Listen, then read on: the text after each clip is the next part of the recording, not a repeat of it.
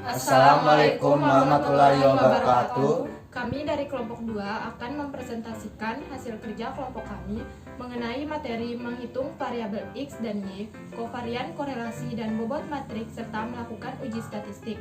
Saya Sarah Meriski Indrani dan ketiga rekan saya Nadia Yasinda, saya Romatul Hidayati, Dan saya Muhammad Kevin. Yang pertama, kovarian. Salah satu ukuran kekuatan hubungan linear antara dua variabel acak kontinu adalah dengan menentukan seberapa banyak kedua variabel tersebut kovari, yaitu bervariasi bersama-sama. Jika salah satu variabel meningkat atau menurun sebagai akibat peningkatan atau penurunan variabel pasangannya, maka dua variabel tersebut dinamakan kovari. Namun, jika satu variabel tidak berubah dengan meningkatnya atau penurunan variabel lain, maka variabel tersebut tidak kovari. Statistik untuk mengukur berapa banyak kedua variabel kovari dalam sampel pengamatan adalah kovarian. Selain mengukur besarnya kekuatan hubungan di antara kedua variabel, kovarian juga menentukan arah hubungan dari kedua variabel tersebut. Selanjutnya, saya akan membacakan rumus kovarian. Kovarian sama dengan SXY sama dengan sigma XI dikurangi X rata-rata dikali YI dikurangi Y rata-rata dibagi dengan N-1. Standar deviasi variabel X, SX sama dengan akar dari sigma XI dikurangi X rata-rata kuadrat dibagi N-1, dan SY sama dengan akar dari sigma YI dikurangi Y rata-rata kuadrat dibagi dengan N-1. Korelasi. Nilai kovarian distandarkan dengan membagi nilai kovarian tersebut dengan nilai standar deviasi kedua variabel. Korelasi sama dengan RXY sama dengan SXY dibagi SX dikali SY. Korelasi sama dengan RXY sama dengan sigma XI dikurangi X rata-rata dikali YI dikurangi Y rata-rata dibagi akar dari sigma XI dikurangi X rata-rata kuadrat dikali dengan akar sigma YI dikurangi Y rata-rata kuadrat. Selanjutnya, standarisasi. Salah satu keterbatasan kovarian sebagai ukuran kekuatan hubungan linear adalah arah atau besarnya gradien yang tergantung pada satuan dari kedua variabel tersebut. Misalnya, kovarian antara serapan N atau persen dan hasil padi per ton akan jauh lebih besar apabila satuan persen atau 1/100 kita konversi ke ppm 1/1000. Agar nilai kovarian tidak tergantung kepada unit dari masing-masing variabel, maka kita harus melakukannya terlebih dahulu, yaitu dengan cara membagi nilai kovarian tersebut dengan nilai standar deviasi dari kedua variabel tersebut, sehingga nilai akan terletak antara -1 dan +1. Ukuran statistik tersebut dikenal dengan Pearson Product Moment Correlation yang mengukur kekuatan hubungan linear atau garis lurus dari kedua variabel tersebut. Koefisien korelasi linear kadang-kadang disebut sebagai koefisien korelasi Pearson untuk menghormati Carl Pearson tahun 1857 sampai tahun 1936 yang pertama kali mengembangkan ukuran statistik ini. Koefisien korelasi. Koefisien korelasi mengukur kekuatan dan arah hubungan linear dari dua variabel. Harus diingat bahwa nilai koefisien korelasi yang kecil atau tidak signifikan bukan berarti kedua variabel tersebut tidak saling berhubungan. Mungkin dua variabel mempunyai keeratan hubungan yang kuat namun nilai koefisien korelasinya mendekati 0, misalnya pada kasus hubungan nonlinear. Dengan demikian, koefisien korelasi hanya mengukur kekuatan hubungan linear dan tidak pada hubungan nonlinear. Harus diingat pula bahwa adanya hubungan linear yang kuat di antara variabel tidak selalu berarti ada hubungan kualitas sebab akibat. Kedua pasang variabel X dan Y bisa saja nilai koefisien korelasinya tinggi sebagai akibat adanya faktor Z. Sebagai contoh, suhu X dengan tekanan udara Y mungkin saja Nilai koefisien korelasinya tinggi, namun belum tentu keduanya menunjukkan adanya hubungan sebab akibat. Misalnya, semakin rendah suhu udara, maka tekanan udara akan semakin rendah. Adanya korelasi suhu dan tekanan udara tersebut bisa saja semata-mata sebagai akibat perubahan ketinggian suatu tempat. Semakin tinggi tempat, maka suhu ataupun tekanan udara akan semakin menurun.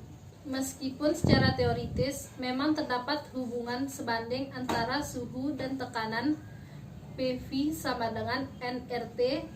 Dengan demikian, korelasi hanya menjelaskan kekuatan hubungan tanpa memperhatikan hubungan kualitas, mana yang dipengaruhi dan mana yang mempengaruhi. Kedua variabel masing-masing bisa berperan sebagai variabel X dan variabel Y.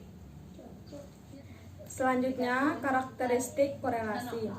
1. Nilai R selalu terletak antara -1 dan +1. 2. Nilai R tidak berubah apabila seluruh data baik pada variabel X, variabel Y, atau keduanya dikalikan dengan suatu nilai konstanta C tertentu asal tidak sama dengan 0.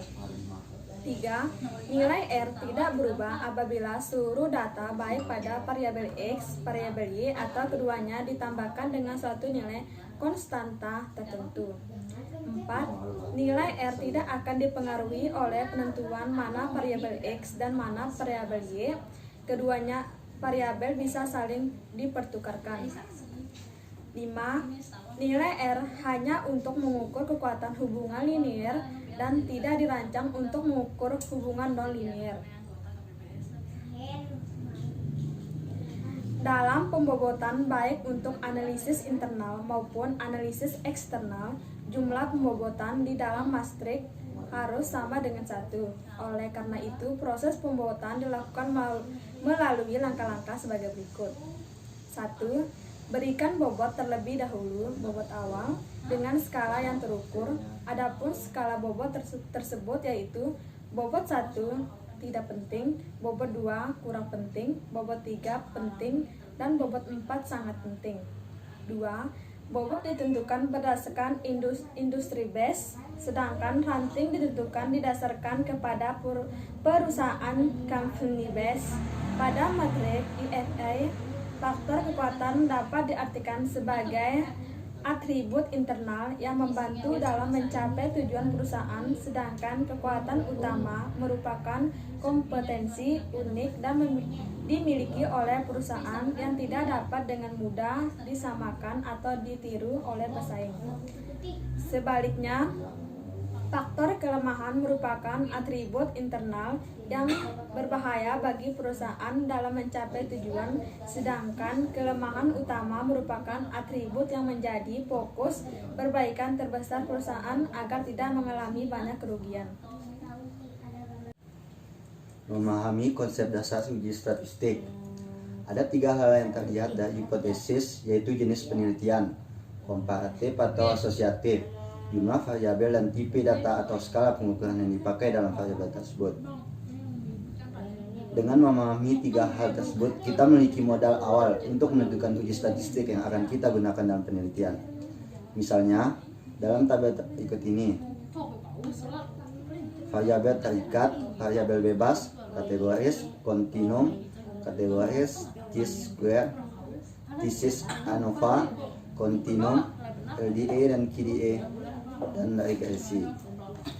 Tabel di atas secara sederhana memberi gambaran tentang pilihan uji statistik.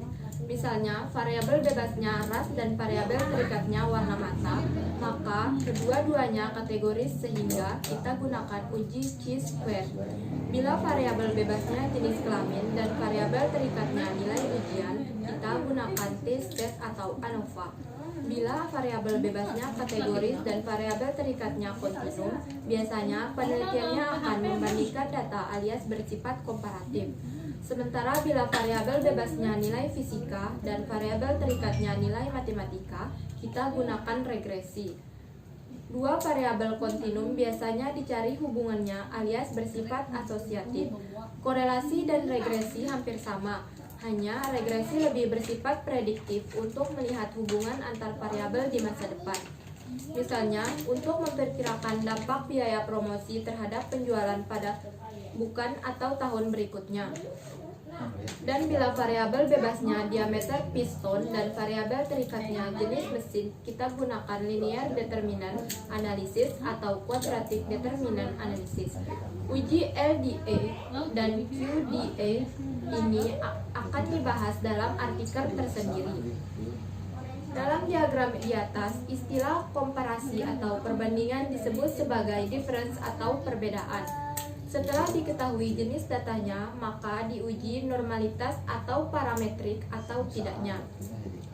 Kalau tidak parametrik, walaupun datanya interval atau rasio akan dianggap sama atau diperlakukan sama dengan data ordinal. Demikian presentasi dari kelompok kami. Mohon maaf apabila ada kekurangan. Wabillahi taufiq wal hidayah. Wassalamualaikum warahmatullahi wabarakatuh.